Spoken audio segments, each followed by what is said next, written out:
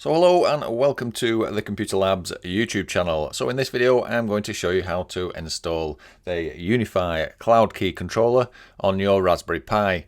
Now obviously if you are just buying a Cloud Key, I would recommend going to Unifi and buying their Gen 1 Cloud Key. But if you do have a Raspberry Pi hanging around, one of the older versions, then it is worth carrying this project out if you need a Cloud Key controller.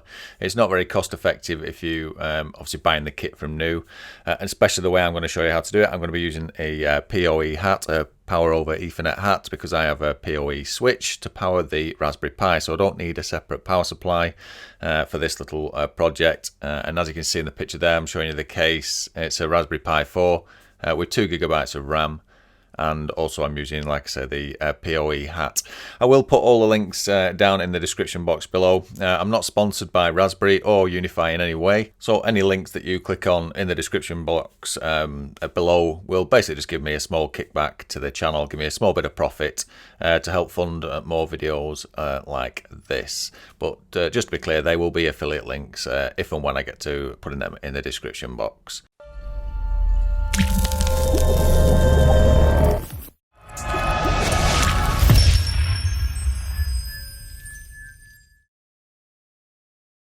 Okay, so let's get started. So I'm not going to go into detail on how to build the Raspberry Pi. There is plenty of tutorials on YouTube on how to do that on the internet. But like I said earlier, mine is not powered by a separate power supply. I have installed the PoE hat, so it is powered via the Cat5 cable that you can see plugged in there.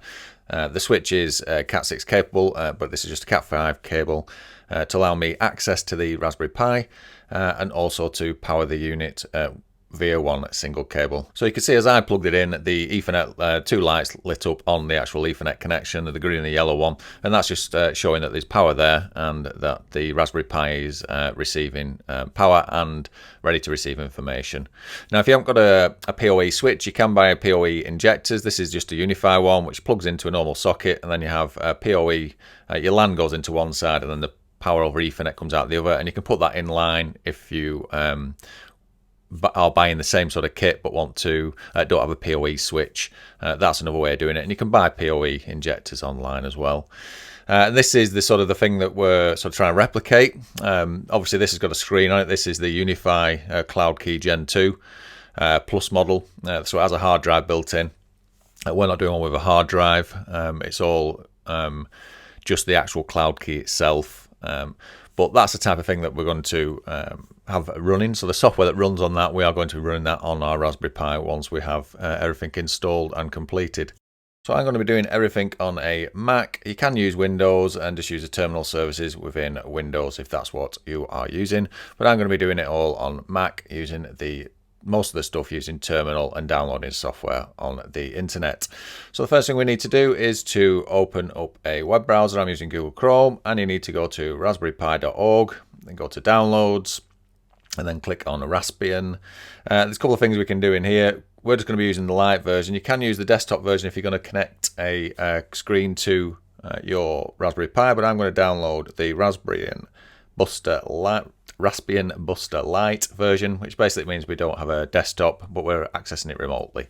So once you've got that downloaded, we now need to write the Raspbian image to the SD card which is installed, which we're going to install in our Raspberry Pi. So at this point we need to download a program called Balena Etcher. Now this is what the official Raspberry Pi website recommends. This is the program they're suggesting to write the image to the SD card. So as you can see there's a link to install it, depending if you're running Windows or Mac, don't really matter. We'll click on that, but we'll just go directly to the website, which is balena.io. And then in there we need to go to where it says more products, click on that, and then go down to where it says Etcher, click on Etcher, and then we have the options to install Etcher. You can see mine's already selected download for Mac OS. That's because I'm obviously on a Mac. If you're on a Windows, it'll probably say download for Windows. If not, you can click on the little arrow on the right and then just download the program from there. If you're not used to seeing how Macs install, you just double click it on a Mac and it will install the program. And they come in as a DMG file on Macs. Obviously Windows will be a .exe. But yeah, so get the extra file. I'm just dragging it into applications so I can open it, and then we can get this Raspbian file written to the SD card. So if you already know about Raspberry Pis, they use a small SD card to install programs and software and operating system on. I'm just using a 32 gig micro SD. Obviously you need to put that in the adapter and then put it into the SD card reader if that's how you are writing the files from your computer to the actual SD card itself. And once that's installed, you should then see it pop up on your screen. You can see in the top right hand corner it's just popped up 32 gig. That's obviously me just inserting the card. If yours on Windows, it will show up in File Explorer. And now we need to write the images to that card now that the computer can see has got the image downloaded and we've also got the card installed. So let's select the image first. So this is the first file that we need to write. So just find the file where it is. You can see that was the Balena program, and that's the actual Raspbian folder or file that we need. So I'll just drag it onto my desktop so we can see it a bit easier. Depending on where you save yours, that's where it will be. So I'm picking the Raspbian Lite zip folder, and it can go in as a zip. You don't need to unzip it. So select the image. So I'm going to click Select Image. Find the folder on my desktop. Pick the folder. Click on Open. So now it knows that that's the image we want. We now need to select the target where we want it to go. I have a portable drive connected to my Mac. That's the 2 terabyte one shown. But we're picking the 32 gig SD card off that one. Click Continue. So little green tick in that box.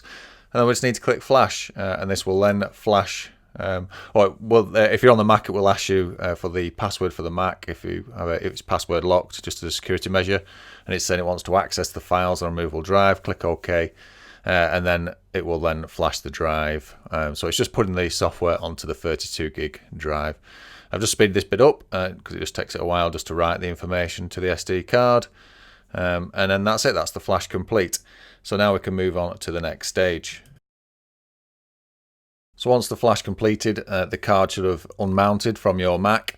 So we'll just close the flash program down, but it should have unmounted, so we shouldn't be able to see it. So you can see it's missing out the top right hand corner. So what we need to do is just pull the card out and then slot it back into the slot to get the Mac to re-recognize the card. So it's as simple as that. So you just literally just slide it out of the actual SD card reader and then slot it back in, and then you should see it pop back in. As you can see there with the arrow indicated, it's now showing back up, and now it is showing as a boot drive. So that's great. We know we are ready to move on. Now we can see the card and we can see what's going on. So the next thing we need to do is connect to the Raspberry Pi using terminal. So we need to open a terminal window up, and obviously make sure that your Raspberry is plugged into your network and powered up. But to find the Raspberry Pi IP address, once it's plugged into your network, we can use a couple of different things. I use a program called Scanny, which is on my iPhone, and it just scans the network and finds all the devices that are connected on my network. I've obviously blanked them out at the moment, that's why it's blurred out, but I will show you the one when it finds the Raspberry Pi. You can use, there's plenty of tools available for the Mac if you're struggling to find the IP address that you can download off the internet. Plenty of free tools that you can use, IP scanner and stuff like that. So once you've found the IP address, and I'll just find it in my tool here, and you can see there it's 192.168.0.102. That has been assigned. So that's the actual IP address that I will use to get access to the Raspberry Pi. Like I say, it needs to be powered on and connected to your network, so make sure that you have got the Raspberry Pi connected, otherwise we're not going to see anything. So okay, let's get into terminal and let's see what commands we need to do. So once you're in terminal, you need to put SSH space PI at and then your IP address. Mine is the 192.168.0.102. Are you sure you want to continue? You need to click yes, and then obviously that will allow you then to continue. Don't put yes, but yes, if I can type right. And now it's asking you for the password. So the standard default password for all Raspberry Pis is Raspberry. So all lowercase, so put that into the password box. It doesn't show you typing it, but once you've typed it in and then push enter or return, that will then add the certificate and also log us into our Raspberry Pi at the same time. Now, for some reason my recording software has crashed, so I've just opened another terminal window back up, and then we'll just connect back up again and just put the same details in. So the SSH space Pi at your IP address, put the password, which the default password is Raspberry. And then you should get to this next stage, which shows you that we are logged into the Raspberry Pi, the Linux Raspberry Pi, and it's showing you that anything in green, that right in the Pi at Raspberry Pi, that's showing us the command line worked, or the IP address is correct, and that we are now connected. So now we need to do our first instruction. So this first one is sudo space apt-get space update. So type that in to the terminal, and it's basically just checking the packages and what needs updating on the Pi software. So make sure you run that one, let it go through the process, and anything that takes longer I will speed up on the video. So if yours is taking a bit longer, don't worry about it. I might have just sped it up on the actual video line. Okay, so next stage we need to, let me just zoom back out. So yeah, so the next stage we need to download the Unifi Cloud Key software. So we need to open a web browser up, open a new page, and then go on to the Unifi Ubiquiti site. So I'm just typing Unifi in, but it's ui.com, I think is the main site. But once you're on there, let me just open the page up. There is a tab on the top right which says downloads. Click on downloads, and this will take you to the downloads page. And then you've got another sub-menu just under the main menu there. You can see it says AirMax, Unifi Video. We then need to click on where it says Unifi. So click on there. And you'll notice on the left-hand side it does talk about the cloud key, but that's for the actual manufacturer's main keys, not on for Raspberry Pi. We just want the software. That's the actual, if you want to do the firmware and software on the manufacturer-made keys. We want the software that's in the center of the actual web page. So I'll just take us across there, and because it's Raspberry Pi and we're running on Linux, we need the Linux one. So I'll just find the one, which is this one. And there's two different versions. One's an updated version, but I'm highlighting the newer version. You can see the date on the right. You can see there's a 5.6.42, and that was a bit earlier version. So if there's no issues with one, you could possibly put the earlier one on. But click on the download link, and then click on I accept. Now at this point here, you can download the file if you want, but we want to copy the URL. So make sure you click on copy the URL, and you can see I'm just putting the command line there. Yours is Control and C if you're on Windows. And you can click download as well if you really want to download the file, but we don't. We want the actual web address. So that's why I copied the URL by pushing the Command and C key. So that's now ready to be pasted into here. So we now need to put the next terminal line in. So it's this CD space /USR /local /SRC / and that will take you to the next level. And then in here again we need to put another instruction. So this is now all instructions going to the Raspberry Pi and what we want it to do. So the next one is sudo space wget, and then we now need to leave another space and then push Control and V, and this will paste in the web address and tell the Raspberry Pi to go to that web address to get that software from the Unifi website. And you can see the bar going across, that's downloading it now to the Raspberry Pi. And then once we are there, so that's all completed, okay. Next command line is sudo space dpkg space -sign, and then a small I, and then space again, Unifi _ SYSVINIT _ ALL.deb. You can copy that across if you want to copy it from the text just above, or you can type it in as I've just said it. It is the same either way, but if you're trying to save yourself a bit of time, you can copy it like I've just shown and then just click Control and V to paste it back in. And as long as the line reads as I've got it there, then great stuff. It should do that and unpackage the Unifi software. So this is now unpacking the software onto our Raspberry Pi. But you can see here these some issues, mainly being that Java is not installed on the Raspberry Pi software. So we need to do the sudo space apt-get space install space -f instruction. So this is part of the Java install. So let it run through this. It's saying, do you sure you want to continue?